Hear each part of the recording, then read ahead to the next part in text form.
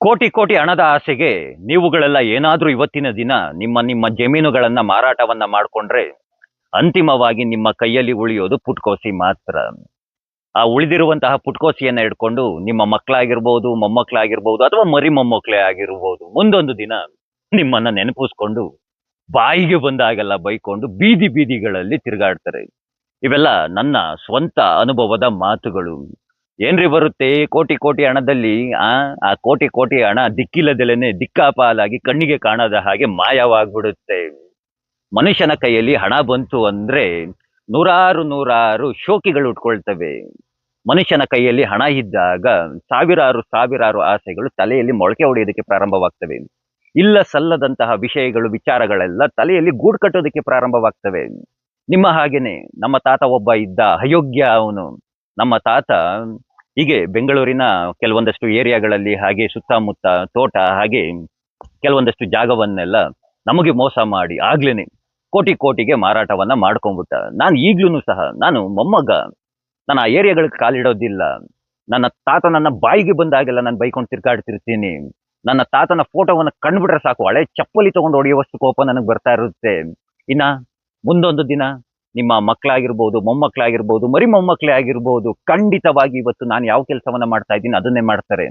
ಮುಂದೊಂದು ದಿನ ನಿಮ್ಮ ಮಕ್ಕಳು ಮೊಮ್ಮಕ್ಕಳೇನೆ ನಿಮ್ಮನ್ನ ನೆನಪಿಸ್ಕೊಂಡು ನಮ್ಮ ತಾತ ಒಬ್ಬ ಇದ್ದ, ಅಯೋಗ್ಯ, ಈ ಜಾಗವನ್ನ ಚಿಲ್ಲರೆ ಕಾಸಿಗೆ ಮಾರಾಟವನ್ನ ಮಾಡ್ಕೊಂಡ್ಬಿಟ್ಟ ಅಂತ ಬೇರೆಯವ್ರ ಹತ್ರ ಹೇಳ್ಕೊಂಡು ಬೈತಾ ಇರ್ತಾರೆ.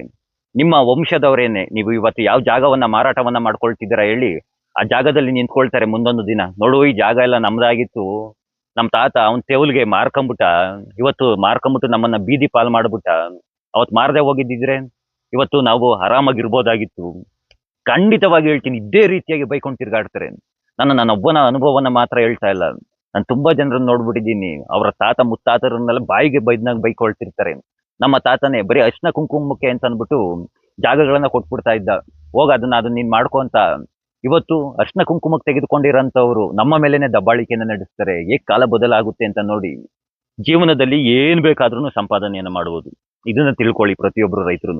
ಜೀವನದಲ್ಲಿ ಏನ್ ಬೇಕಾದ್ರೂ ಸಂಪಾದನೆಯನ್ನ ಮಾಡಬಹುದು, ಆದ್ರೆ ಅರ್ಧ ಅಡಿ ಜಾಗವನ್ನ ಸಂಪಾದನೆಯನ್ನ ಇವತ್ತಿನ ದಿನದಲ್ಲಿ ಖಂಡಿತವಾಗಿ ಮಾಡೋದಕ್ಕೆ ಸಾಧ್ಯವಾಗೋದಿಲ್ಲ. ನೀವು ಇವತ್ತು ಮಾರ್ಬಿಡ್ರಿ, ಇನ್ನು 2 ವರ್ಷ ಬಿಟ್ಬಿಟ್ಟು ಆ ಜಾಗಕ್ಕೆ ಹೋಗಿ ನೋಡೋಣ, ನಿಮಗೆ ತಾಕತ್ತು ಅನ್ನೋದಿದ್ರೆ ಒಂದು ಸೈಟ್ ಖರೀದಿಯನ್ನ ಮಾಡ್ಬಿಡಿ ನೋಡೋಣ. ಅರ್ಧ ಅಡಿ ತೆಗೆದುಕೊಳ್ಳಕ್ ಆಗೋದಿಲ್ಲ. 2 ವರ್ಷದ ತನಕ ನಿಮ್ ಕೈಲಿ ದುಡ್ಡು ಇರುತ್ತೋ ಇರೋದಿಲ್ವೋ ಯಾರಿಗ್ ಗೊತ್ತು, ಏನೇನ್ ಶೋಕಿಗಳು ಬಂದ್ಬಿಟ್ಟಿರ್ತಾವೋ. ಅವೆಲ್ಲ ಪ್ರಾರಂಭ ಆಗುತ್ತೆ, ನಾವು ನೋಡ್ಬಿಟ್ಟಿದೀವಿ ಇಂಥವನ್ನೆಲ್ಲ. ದಯಮಾಡಿ ನಿಮ್ಮಲ್ಲಿ ಕೇಳ್ಕೊಳ್ಳುವಂತಹದ್ದು, ನೀವೇನಾದ್ರೂ ಅಂತಿಮವಾಗಿ ಮಾರಾಟವನ್ನ ಮಾಡ್ಲೇಬೇಕು, ಸರ್ಕಾರದ ನಿರ್ಧಾರ ಒಂದು ಆದೇಶವನ್ನ ಹೊರಡಿಸ್ಬಿಟ್ಟಿದ್ರೆ, ಸುಗ್ರೀವಾಜ್ಞೆನೆ ಹೊರಡಿಸ್ಬಿಟ್ರು ಅಂತ ತಿಳ್ಕೊಳ್ಳಿ. ಅರ್ಧ ತೆಗೆದುಕೊಳ್ಳಿ. ಅಂದ್ರೆ ಡೆವಲಪ್ಡ್ ಏರಿಯಾ ಅಂತ ಅಂದ್ಬಿಟ್ಟು ಏನೇ ಕರೀತಾರೆ, 50 ಅವರು ಕೊಡ್ಬೇಕು, 50 ತೆಗೆದುಕೊಳ್ಬೇಕು ಅಂತ ಅಂದ್ಬಿಟ್ಟು ಅರ್ಧ ತೆಗೆದುಕೊಳ್ಳಿ. ಸಂಪೂರ್ಣವಾಗಂತೂ ಮಾರೋದಕ್ಕೆ ಹೋಗ್ಬೇಡಿ. ಹಾಗೇನೆ ನ್ಯೂಸ್ ನೋಡ್ಬೇಕಾದ್ರೆ ನಾನು ಯಾವುದು 80% ರೈತರೇನೋ ಆ ಬಿಡದಿ ಟೌನ್ಶಿಪ್ಗೆ ಒಪ್ಪಿಗೆನ ಕೊಟ್ಟಿದ್ದಾರೆ ಅಂತ ಹೇಳ್ತಾ ಇದ್ರು. ನಮ್ಮ ದೇಶದಲ್ಲಿ ಯಾವ್ಯಾವ್ದಕ್ಕೂ ಚುನಾವಣೆ ನಡೆಯುತ್ತಂತೆ, ಇದಕ್ಕೂ ಒಂದು ಚುನಾವಣೆಯನ್ನ ಮಾಡ್ಬಿಡ್ಲಿ ಬಿಡಿ. ಮಾಡಿದ್ರೆ ಆಯ್ತಲ್ಲ. ಎಷ್ಟು ಜನ ರೈತರಿದ್ದಾರೆ, ಅವ್ರ ಪಾಣಿ ಎಲ್ಲ ತೆಗೆದುಕೊಂಡು ಎಷ್ಟು ಜನ ರೈತರಿದ್ದಾರೆ ಅವ್ರು ತಗೊಂಡು ಯಾರ್ದು ಯಾವ ಕಡೆಗೆ ಬರುತ್ತೆ, ಯಾರು ಒಪ್ಪಿಗೆನ ಕೊಟ್ಟಿದ್ದಾರೆ ಬಹಿರಂಗವಾಗಿ ಆಗ್ಲಿ. ಇಂತಹ ವಿಚಾರಗಳಿಗೆ ನೀವುಗಳು ಹೋರಾಟವನ್ನ ಮಾಡಿ, ಇಲ್ಲ ಸಲ್ಲದ ವಿಚಾರಗಳೆಲ್ಲ ಹೋರಾಟವನ್ನ ಮಾಡೋದಕ್ಕೆ ಹೋಗ್ಬೇಡಿ. ನಾನು ಮತ್ತೆ ಮತ್ತೆ ನಿಮ್ಮಲ್ಲಿ ಕೇಳ್ಕೊಳ್ಳೋದು, ಇವತ್ತಿನ ಪರಿಸ್ಥಿತಿಯಲ್ಲಿ ನಾವು ಜಾಗವನ್ನ ತೆಗೆದುಕೊಳ್ಳೋದಕ್ಕಾಗೋದಿಲ್ಲ. ಪ್ರಪಂಚದಲ್ಲಿ ನಮ್ಗೆ ಅಂತಿರೋಂತಹದ್ದು ಉಳಿಸ್ಕೊಂಡಿರುವಂತಹ ಜಾಗ ಏನೋ, ನಿಮ್ಮ ತಾತನೋ ನಿಮ್ಮ ಮುತ್ತಾತನೋ ಏನೋ ನನ್ನ ವಂಶ ಚೆನ್ನಾಗಿರ್ಲಿ ಕಣಪ್ಪ ಅಂತ ಅಂದ್ಬಿಟ್ಟು ಆಸ್ತಿನ ಉಳಿಸಿದ್ದಾರೆ. ಅದನ್ನ ನೀವೇ ಮಾರಾಟವನ್ನ ಮಾಡ್ಕೊಂಡ್ಬಿಟ್ರೆ ಹೇಗೆ? ನಿಮ್ಗೆ ಇವತ್ತು ನಿಮ್ ತಾತದಿರು ಮುತ್ತಾತಿರು ಉಳಿಸ್ಲಿಲ್ಲ ಅಂದಿದ್ರೆ ನೀವ್ ಇವತ್ತು ಮಾರ್ಕೊಳಕ್ ಆಯ್ತಾ? ಖಂಡಿತ ಇಲ್ಲ ತಾನೆ. ಹಾಗೇನೆ ಮುಂದಿನ ಪೀಳಿಗೆನೂ ಸಹ ನೆನಪಿಸ್ಕೊಳ್ಳುತ್ತೆ. ಅವರು ಕೆಟ್ಟದಾಗಿ ನೆನಪಿಸ್ಕೊಳ್ಬಾರ್ದು ನಿಮ್ಮನ್ನ. ಬಾಯಿಗೆ ಬಂದಾಗೆಲ್ಲ ಬೈಕೊಂಡು ತಿರ್ಗಾಡ್ಬಾರ್ದು. ಈಗ ನಾನು ಬೈಕೊಂಡು ತಿರ್ಗಾಡ್ತಾ ಇದ್ದೀನಲ್ಲ, ನನ್ಗೆ ಇವಾಗ್ಲೂ ಸಹ ಅಷ್ಟು ಕೋಪ ಇದೆ. ಯಾವ ರೀತಿಯಾಗಿ ಮೋಸ ಮಾಡ್ದ ಅಂದ್ರೆ ನಮ್ಮ ತಾತ ಹಳೆ ಮೆಟ್ಟು ಎಕಡದಲ್ಲಿ ಹೊಡಿಬೇಕು, ಅಷ್ಟು ಕೋಪ ಬರ್ತಾ ಇರುತ್ತೆ. ಖಂಡಿತವಾಗಿ ಜಮೀನನ್ನೆಲ್ಲ ಮಾರ್ಕೊಳ್ಳೋದಕ್ಕೆ ಹೋಗ್ಬೇಡಿ. ನೋಡಿ, ನನ್ನದು ಇವಾಗ ಇರೋಂತಹದ್ದು ಕೇವಲ ಪುಟ್ಟದಾದಂತಹ ಒಂದು ಜಾಗ, ಅಂದ್ರೆ ಒಂದು 2 ಸೈಟ್ ಆಗ್ಬೋದು ಅಷ್ಟು ಮಾತ್ರ. ನಾನು ಇಲ್ಲಿ ಕೂತಿದ್ದೀನಲ್ಲ, ಈ ಜಾಗದಲ್ಲೇನೆ ಒಂದು ಕಡಿಮೆ ಅಂದ್ರೂ ಒಂದು 80 ರಿಂದ 90 ರೀತಿಯಾದಂತಹ ವಿವಿಧ ರೀತಿಯಾದಂತಹ ಔಷಧೀಯ ಸಸ್ಯಗಳಿದಾವೆ. ನೋಡಿ, ಇಲ್ಲಿ ಹಿಂದ್ಗಡೆ ಪನ್ನೇರಳೆ ಇದೆ, ಅಲ್ಲಿ ನೋಡಿ ಇಲ್ಲಿ ದಾಳಿಂಬೆ ಇದೆ, ರುದ್ರಾಕ್ಷಿ ಇದೆ, ಹಲಸಿದೆ. ಇಲ್ಲಿ ನೋಡಿ ಮೇಲ್ಗಡೆ ನೆಲ್ಲಿ ಇದೆ, ದಾಳಿಂಬೆ ಇದೆ. ಈಗ ರೀಸೆಂಟ್ ಆಗಿ ನೋಡಿ ಇಲ್ಲಿ ನೇರಳೆ ಬಿಟ್ಟಿತ್ತು. ಅಲ್ಲಿ ನೋಡಿ ಅಲ್ಲಿ ಊಟಿ ಆಪಲ್ ಇದೆ. ಎಷ್ಟು ರೀತಿಯಾದಂತಹ ಮಾವಿದೆ, ಮಾವು ತಿಂದು ಇವಾಗ ರೀಸೆಂಟ್ ಆಗಿ. ಆ, ವಿಳ್ಯದೆಲೆ, ಮೆಣಸು, ಆ, ಏನದು ಪರಂಗಿ, ಆ, ಇನ್ನು ಏಲಕ್ಕಿ. ನಾನು ಒಂದು 40ರಿಂದ 50 ರೀತಿಯಾದಂತಹ ಬೇರೆ ಬೇರೆ ರೀತಿಯಾದಂತಹ ಹೂವಿನ ಗಿಡಗಳನ್ನು ಬೆಳೆಸ್ಕೊಂಡಿದ್ದೀನಿ. ರುದ್ರಾಕ್ಷಿ ಇದೆ ಹಿಂದ್ಗಡೆ. ಅದು ಹಿಮಾಲಯ ತಪ್ಪಲಲ್ಲಿ ಮಾತ್ರ ಬೆಳೆಯೋದು. ನೋಡಿ, ನಾನು ಬೆಳೆಸಿದ್ದೀನಿ. ರುದ್ರಾಕ್ಷಿ ಇದೆ. ತುಂಬಾ ರೀತಿಯಾದಂತ ಔಷಧ ಗಿಡಗಳು. ನನ್ನ ಟೈಮ್ ಪಾಸ್ ಮಾಡ್ಬಿಡ್ತೀನಿ ನಾನು. ನನ್ನ ವೀಕೆಂಡ್ ಬಂತು ಅಂದ್ರೆ ನಾನು ಆರಾಮಾಗಿ ಕೂತ್ಕೊಳ್ತೀನಿ. ನನ್ಗೆ ಹೇಗ್ ಬೇಕಾದ ಟೈಮ್ ಪಾಸ್ ಅನ್ನ ಮಾಡ್ಕೊಳ್ತೀನಿ. ಇದು ನನ್ನ ಪುಣ್ಯಕ್ಕೆ ನನಗೆ ಉಳ್ಕೊಂಡಿರೋಂತಹ ಜಾಗ. ನಾನು ಇದನ್ನ ಅವಾಗ್ಲೇ ಮಾರಾಟ ಮಾಡ್ಬಿಟ್ಟಿದ್ರೆ ಬರೀ ಅವಾಗ ಒಂದು 30,000ಕ್ಕೋ 40,000ಕ್ಕೋ ಸೇಲ್ ಆಗ್ಬಿಡ್ತಾ ಇತ್ತು. ಇವತ್ತು ಕಡಿಮೆ ಅಂತಂದ್ರೆ ಲಕ್ಷಗಳಲ್ಲಿ ಹೋಗುತ್ತೆ. ನಾನು ಅದನ್ನ ಮಾರೋದಕ್ಕೆ ಹೋಗೋದಿಲ್ಲ. ನನಗೆ ಫ್ಯೂಚರ್ ಅಲ್ಲಿ ತುಂಬಾ ತುಂಬಾ ಪ್ಲಾನ್ ಇದೆ. ನೋಡಿ ಎಷ್ಟು ಚೆನ್ನಾಗಿದೆ. ಬರೀ ಎರಡೆರಡು ಸೈಟ್ ಆಗೋದು, ಪುಟ್ಟ ಜಾಗ ಇದು. ನಾನು ನನಗೆ ಅಂತ ಉಳಿಸ್ಕೊಂಡಿದ್ದೀನಿ. ನಾನು ನನಗೆ ಅಂತ ಯಾಕೆ ಉಳಿಸ್ಕೊಂಡಿದ್ದೀನಿ ಅಂತಂದ್ರೆ, ಇದು ನನ್ನ ಸ್ಥಳ, ನಾನು ಹುಟ್ಟಿರುವಂತಹ ಜಾಗ, ನನ್ನದು ಅಂತ ಒಂದು ಗುರುತು ಅನ್ನೋದು ಇರಬೇಕು. ಗುರುತೇ ಇಲ್ಲದಂಗೆ ಮಾರ್ಕೊಂಡು ನೀವು ಏನಾದ್ರು ಹೋಗ್ತೀನಿ ಅಂತಂದ್ರೆ, ನಿಮ್ಮ ಜಮೀನು, ನಿಮ್ಮ ಇಷ್ಟ, ಅದನ್ನ ಯಾರನ್ನು ಸಹ ಪ್ರಶ್ನೆಯನ್ನ ಮಾಡೋದಕ್ಕೆ ಸಾಧ್ಯವಾಗೋದಿಲ್ಲ. ನಾನು ಮತ್ತೆ ಮತ್ತೆ ದಯಮಾಡಿ ನಿಮ್ಮಲ್ಲಿ ಅದನ್ನೇ ಕೇಳ್ಕೊಳ್ಳೋದು, ಜಮೀನುಗಳನ್ನ ಮಾರೋದಕ್ಕೆ ಹೋಗ್ಬೇಡಿ. ಒಂದು ಮಾತಿದೆಯಲ್ಲ, ನನಗೆ ಆ ಮಾತು ಸರಿಯಾಗಿ ನೆನಪಿಲ್ಲ, ಯಾರೋ ದೊಡ್ಡವರು ಹೇಳಿರೋದು. ಒಕ್ಕಲಿಗರು ಒಕ್ಕಲನ್ನ ಮಾಡುವುದನ್ನ ಸಾರಿ, ಒಕ್ಕಲಿಗರು ಬಿತ್ತುವುದನ್ನ ಬಿಟ್ಟು ಬಿಟ್ರೆ ಬಿಕ್ಕಳಿಸುವುದಯ್ಯ ಜಗವೆಲ್ಲ ಅಂತ ನಾನು ಎಲ್ಲೋ ಕೇಳಿದ ಮಾತು. ನನಗೆ ದಯಮಾಡಿ ಕ್ಷಮಿಸಿ, ಅದು ಯಾರು ಹೇಳಿದ್ದು ಅಂತ ಅಂದ್ಬಿಟ್ಟು ನನಗೆ ಗೊತ್ತಿಲ್ಲ.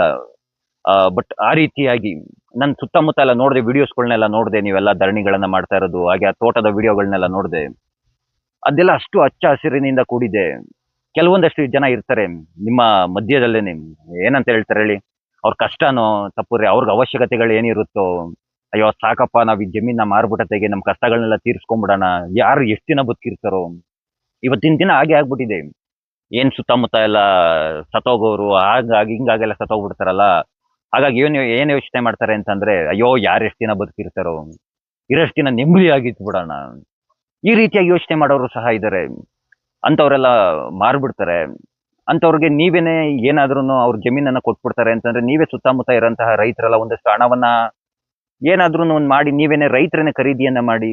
ನನ್ಗೊಂದು ಸಂಶಯ ಆಗ್ತಾ ಇರೋದು, ಇದು ಬಿಡದಿ ಟೌನ್ಶಿಪ್ ನ ವಿಚಾರದಲ್ಲಿ. ಆ ಸರ್ಕಾರನೇ ಮಾಡ್ಬೋದಾಗಿತ್ತಲ್ವಾ ಇದನ್ನ, ಏಕೆ ಖಾಸಗಿಯವರಿಗೆ ಕೊಡ್ಬೇಕಾಗಿತ್ತು ಅಂತ? ಎಷ್ಟು ಸಾವಿರಾರು ಕೋಟಿಯ ಪ್ರಾಜೆಕ್ಟ್ ಇದು, ಖಾಸಗಿಯವ್ರು ಏನ್ ಮಾಡ್ಬೇಕಾಗಿರೋಂತಹದ್ದು?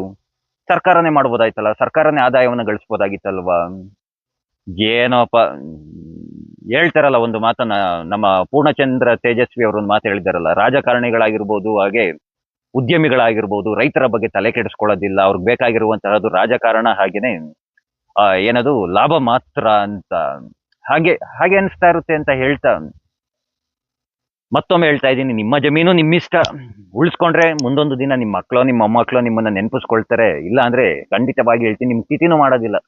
ವರ್ಷಕ್ಕೊಂದ್ಸಲ ಮಾಡ್ಬೇಕಲ್ಲ ಕಾರ್ಯವನ್ನ, ಅದನ್ನು ಮಾಡೋದಿಲ್ಲ.